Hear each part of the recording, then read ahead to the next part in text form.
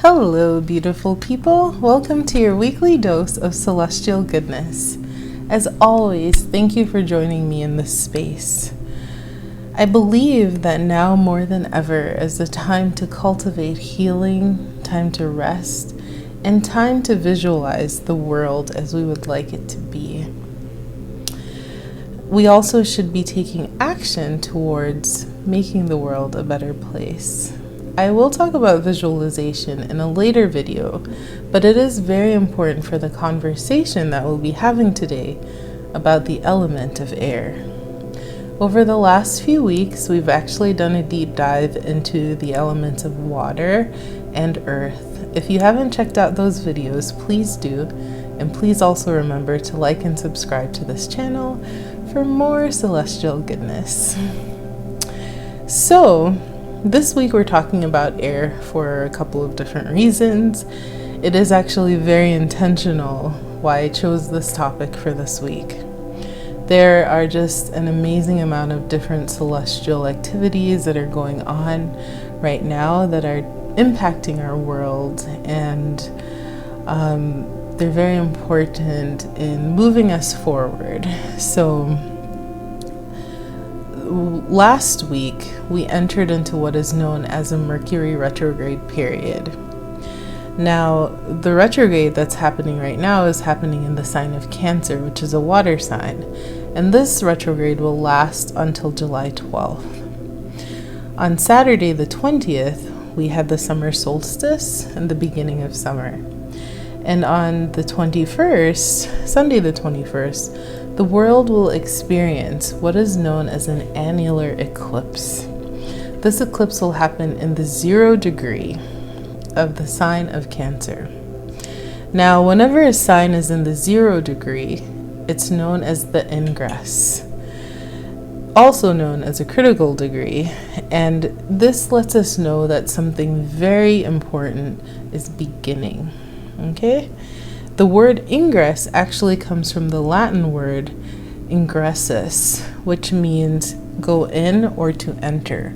So we are at an entry point of something major happening. The events of this time are also joined by 4 other planets being in retrograde motion and our north and south nodes, and that's a whole other conversation as well, all in retrograde motion. So you don't have to be an astrologer. You don't even have to know what all of these things mean individually to know that there's something major and important happening. So, although the retrogrades and the solstice are in water signs, they do hold particular resonance to the element of air. Air is a sign of sunrise, of new beginnings, and of spring. Air teaches us so many important lessons, as did water, as did earth. Undoubtedly, the world, humanity, right now is at the entry point into something, the beginning of something major, and we really don't know what is yet to unfold. But my belief is that none of us are here by accident. We all have a purpose. We all have things that we have as visions, as talents, as gifts. And those are here to also help us serve the rest of humanity. I believe that we have the ability, the power, and the choice to see the world as we'd like it to be. Hopefully, this is going to be something that involves more empathy, more love, more kindness, more joy, more compassion. We also have the power to help take action to make this real. So we do each have our purpose. You have a purpose. And I believe that the vision that you have received is beneficial to not just you, but to everyone. Now, getting back to air. Air is not something that is visible to the human eye. But without clean air to breathe, we would all perish. I doubt that many of us even think about the fact that when we get up in the morning, that we're just breathing. That we never actually say to our body, hey body, breathe, We just do it. It's very easy to take for granted certain things that just happen naturally, or certain things that are present and consistent in our lives. We also do this, the taking for granted of things that are present and consistent with people, with situations, with the jobs. And I really encourage you to think about something in your life right now that is present and consistent. And maybe it doesn't get all of the attention that it deserves. But let's just take a moment to feel gratitude for those things and just to say thank you. I am thankful for my body's ability to breathe. I'm thankful for my friends and family who, even if we don't talk to each other every day, I know they love me and I love them. Air also teaches us that as humans, we are hardwired to leave toxic situations. If you could not breathe properly right now, instinctively, what would you do? You would probably seek out a place where you could breathe properly. You'd seek out a place with a better source of air. We all know at our core level when something or someone, whether it's a job or a relationship, is not good for us. Our body reacts to these things in the same way as if we were not getting clean air. We would feel stifled, we would feel fatigued from the lack of proper oxygen getting into our body. So air teaches us to seek out situations where we can breathe, where you can just feel your heart and your breath feel free. Air also teaches us another very important lesson. Air, as the sign of the intellect and higher thinking, we realize that it is from our thoughts that anything that we want in this physical world actually come into being. Once we think about something, we can create it, and then we can make it manifest in real life. When you want to build a house or write a story, you think about it first, and then it all comes together there in your thoughts. And from that place, you can create the blueprint, the outline. Once you take real action, it becomes real. The home becomes real. The book becomes real. The thing you want to create has come out of your thoughts and now is in the physical plane. I want you to think about the things that you desire. Think about it in your mind. Think about it with love. See it clearly. Nurture it. And then write it down on paper. Your vision is yours alone. Okay? No one else got that. You got it. And it is important. You got it for a reason. A very famous and wise spiritual teacher once said, "You must believe it before you can see it." Most people want to see something before they believe that it can happen. But air teaches us that you do not have to see something to know that it is real. Your visions, your dreams, your goals, they are absolutely real and valuable and valid. Believe in them, take steps to make them into reality, and you will see them. Now, going back to the Mercury Retrograde, when most people hear about Mercury Retrograde, they clamp up, they groan. It's just like, oh my gosh, technology is about to break down on me. Should I cancel my travel plans because they might go haywire? And I definitely shouldn't sign off on anything major or important. Why do people have this reaction to Mercury Retrograde? Well, it's sort of in the name itself. If you think about Roman mythology, Mercury was the god of the messenger god. He ruled over communication, technology, travel, commerce, and luck. But he was a notorious trickster. In the Caribbean, we talk about Anansi the trickster, and Mercury has a similar reputation. That is why sometimes when a lot of people are in retrograde times, they feel like a big trick is being played on them. Mercury's Greek counterpart was the god Hermes, and his Egyptian counterpart was the god Thought, or Jehuti, the god of wisdom. So when you think about Mercury retrograde, I want you to think about the wisdom that you can receive during this time. And I do hear complaints about Mercury retrograde all the time. My response is always the same.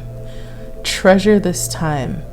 It is a divine gift. It's a time to seek your inner wisdom. It's a time to reset, to slow down. All of 2020 to me has felt like a big retrograde. So what does it really mean, though, when a planet is in retrograde? When it's in retrograde motion? So we look at the planets from an Earth-centric perspective. We know that other planets are orbiting the sun, but they're also kind of orbiting each other and Earth in a sense. And they orbit Earth at a different speed than they do the sun. When this happens, it creates the illusion that a planet is moving in reverse motion as compared to Earth. So in reality, the planet has not changed directions. It just appears to do that from the Earth-centric perspective. Most of the other planets, the outer planets, they take a longer time to orbit because they're actually further away from the sun. So they spend a longer time in retrograde motion. Some of them can spend months retrograding. Mercury, however, is very close to the sun. It's never more than 30 degrees away from the sun. And so if you know your sun sign, you can take a guess at what your Mercury sign will be, because it's not going to be more than 2 signs away. For example, if you have a sun sign of Sagittarius, like I do, your Mercury could be in Sagittarius, it could be in Capricorn, or it could be in Aquarius, but it's not going to be in a sign that's further along. Okay. Because Mercury is so close and it retrogrades frequently, we could have 3 to 4 Mercury retrogrades in a year, and it retrogrades in different signs. When a planet goes in retrograde mode, astrologers typically say that it impacts our psyche internally.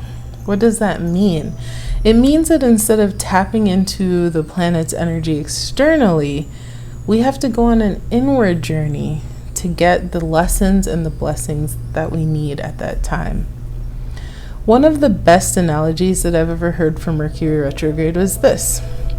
If you're driving your car every day, hundreds of miles all the time, eventually your car is going to need maintenance. You might need an oil change, your tires change, fluid change. And humans, we are the same way. We have times when we need more rest. We need time to slow down and time to recharge. When Mercury retrogrades and we suffer delays, sometimes that is just life saying, hey, you need a break. You need to slow down. You might need to look at something from a different perspective. You might need to revisit something. Most astrologers actually suggest that during retrograde periods, we do things that start with RE.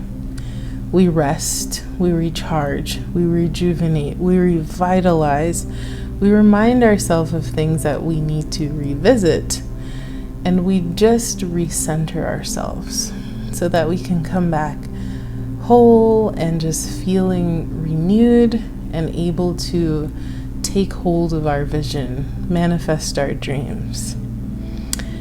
You can also look at it in the sense that imagine if you're running down a path and you're running so fast that you don't have time to see anything on the ground in front of you, beside you, nothing. You're just running towards your destination. When you walk or when you take things more slowly, you may see something twinkling in the bushes, twinkling on the path in front of you.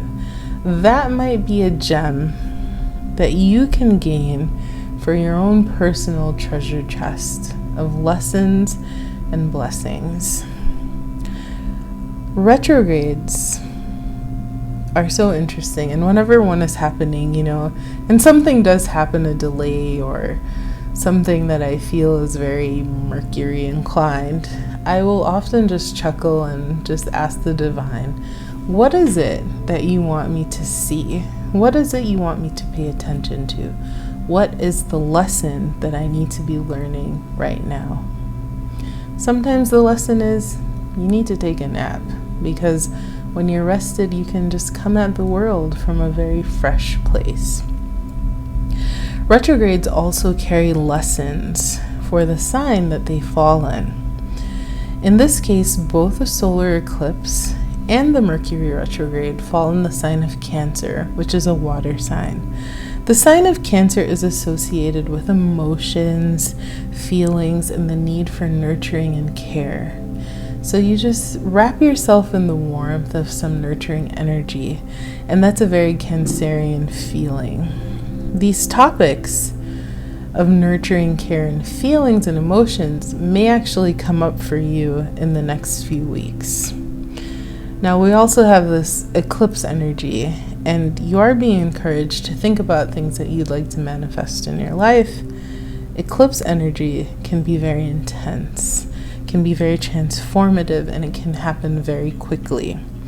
Sometimes we're not ready for unexpected change to happen in our life, and you may have heard the term, any way the wind blows. Eclipses come in and they can just blow your life in a new direction in a matter of moments. We, as humans, like to plan everything, right? We like to plan our lives out, and we want to know that things are going to happen just exactly as we plan it. However, sometimes things don't go according to plan. Life seems to fall apart. But sometimes when things are falling apart, they're really falling together in better ways than we can even imagine. So what are the lessons from air that you can use to make the most of this retrograde and eclipse season? First, visualize your life and the world the way you would like to see it. Spend a little time each day picturing this. And every time you visualize and every time you picture this, it gets easier and it gets better. Practice does make perfect. Second, I want you to think about anything toxic in your life that no longer serves you. And then I want you to seek out better air. Allow the winds in the sail of your life to transport you in a different direction. It is never too late to live the life that you desire. Third, check in with your breath. How are you breathing? Is your breathing shallow? Is it calm? Do you need maintenance? If you do, don't be afraid to rest. You cannot pour from an empty cup. People say that, but it's true. If you are too tired, you don't have the energy to put into manifesting your vision. So rejuvenate, recharge, and just nurture yourself too at this time.